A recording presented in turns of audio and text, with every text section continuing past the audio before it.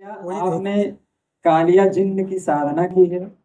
अरे किया रहता तो अभी तक मैं छोड़ चुका होता। और विरोध क्यों कर। और स्वामी श्री विद्या भास्कर जी एवं श्री राघवाचार्य जी महाराज ने आपसे यह साधना मांगी? हाँ, ये बड़ा सही प्रश्न कर दिया। अच्छा, इसका समाधान हो जाएगा। हाँ, देखिए ऐसा है, स्वामी जी और इनसे और श्री राघवाचार्य जी से लगभग प्रत्यक्ष दृष्टि से देखें तो 7-8 साल से संबंध है हमारा।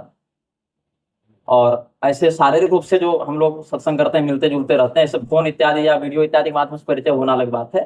एक दूसरे के प्रति जैसा भी मंच पर एक साथ सशरीर उपस्थित है, वैसा लगभग 5 साल से। और इन में जितनी बार हमने फोन पर बात की या जितनी बार हमने आपस में संवाद किया प्रत्यक्ष भी, हमारे व्यक्तिगत अनुभव में अन्य देवताओं के प्रति इनके व्यक्तित्व में द्वेष का दर्शन नहीं हुआ। ये पहली बात, बिंदुगत आप स्मरण कर लेंगे उत्तर। अन्य जिनमें होता भी होगा उनका हम प्रतिखंडन इत्यादि करते हैं, लेकिन देवताओं के प्रति घृणा या द्वेष की जो बुद्धि होती है बहुत से लोगों में, और ये शैवों में वैष्णवों के प्रति है, वैष्णवों में शैवों के प्रति है, शाक्तों में भी दोनों के प्रति है, दोनों में शाक्तों के प्रति भी है। लेकिन इस प्रकार की दुर्वृत्ति का दर्शन अभी इस वक्तव्य के निर्गत करने तक मेरे मन में अनुभव में नहीं आया है। हाँ, अब चर्चा जैसे होती है तो अब जैसे अभी दीपावली या ग्रहण या कोई ऐसा अवसर आए, कोई हम लोग चर्चा कर रहे हैं तो विचार करते हैं कि इस बार बढ़िया मुहूर्त है, स्वामी जी क्या किया जाए, क्या बढ़िया तपस्या की जाए, क्या बढ़िया मंत्र जपा जाए, किस देवता की किस मंत्र से कैसे उपासना की जाए। क्योंकि ब्राह्मण का काम ही वही। क्या पूछें कि किस शेयर मार्केट में पैसा इन्वेस्ट करें, क्या पूछेंगे? यही पूछेंगे ना कि किस देवता की किस पद्धति से क्या आराधना होनी चाहिए, उसमें किस संप्रदाय में किसका कितना अधिकार है या किसका बहिष्कार है, वर्जन है, यही पूछेंगे। तो स्वामी राघवाचार्य जी ने ये जब वक्तव्य दिया आरोपक ने, तो उसको मैंने स्वामी राघवाचार्य जी को भी भेजा, इनको भी भेजा। राघवाचार्य स्वामी जी ने हमें फोन किया और कहा कि अच्छा, ये आरोप लगाया कि मैंने ऐसा दावा किया है। तो मैंने तो ऐसा दावा अपनी स्मृति में नहीं किया, क्योंकि मैं यथार्थ बोलने का प्रयास करता हूं और मुझे इसीलिए परिश्रम नहीं करना पड़ता। झूठ बोलना होगा तो फ्रेम करना पड़ेगा, सच बोला हूं तो यथावत जो उस समय बोला सो आज भी बोलूंगा, क्योंकि उसमें दिमाग लगाना नहीं पड़ेगा। तो राघवाचार्य स्वामी जी से हमारी एक वार्ता किस विषय में हुई थी, जब मैं वृंदावन में था और पहली बार उनसे मेरी प्रत्यक्ष मुलाकात हुई थी, तो श्री ब्रह्मचारी गुरु जी का, जिनसे आप अवगत हैं, आप सब अवगत हैं, श्री विंध्येश्वरी प्रसाद शुक्ल गुरु जी का, उन्होंने स्मरण बताया कि भगवती बगलामुखी के किसी प्रयोग विशेष में उन्होंने किसी बीज का उच्चारण ऐसा बताया था। पूरा तो मैं नहीं बताऊंगा, गोपनीय है।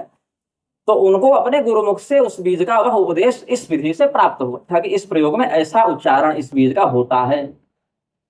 अब चूंकि गुरु जी प्रौढ़ हैं तो चेला थोड़ी पूछेगा कि कहां से बताए गुरु जी, वो तो श्रद्धा पूर्वक ग्रहण करेंगे उपदेश। लेकिन एक जिज्ञासा थी कि गुरु जी ने कहां से बताया, क्योंकि उनको उनके अध्ययन तक वो बात नहीं मिली।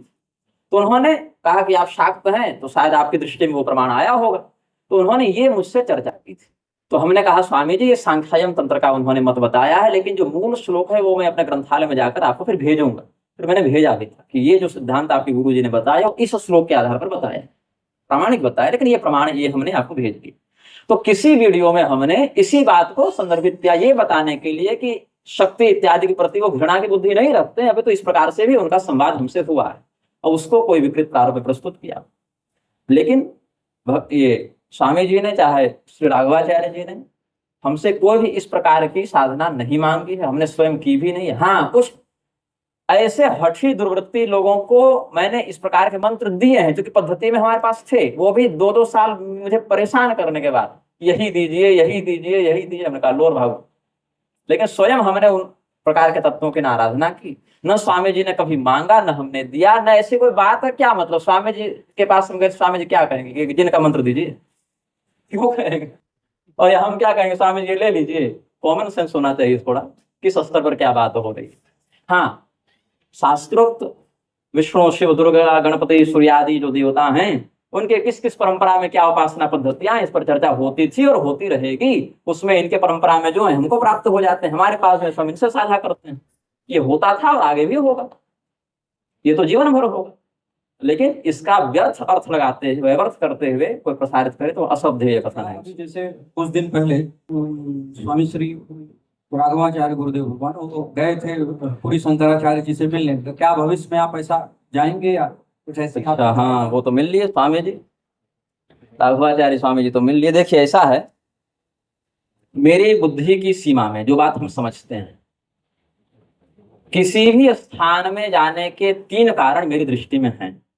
या तो वहां जाने की आपको इच्छा हो, जैसे स्वामी जी की इच्छा हुई यहाँ आने की, स्वामी जी पधारे।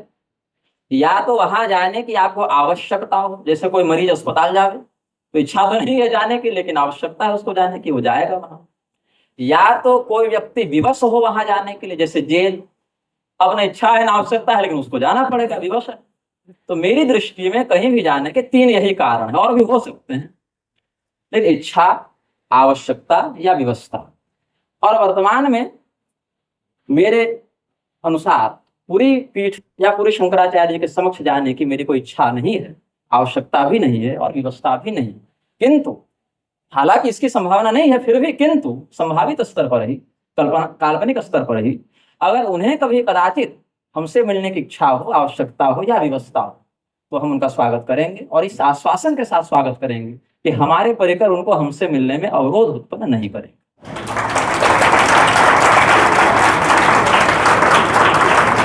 सबसे लास्ट क्वेश्चन, हाँ, आखिरी है।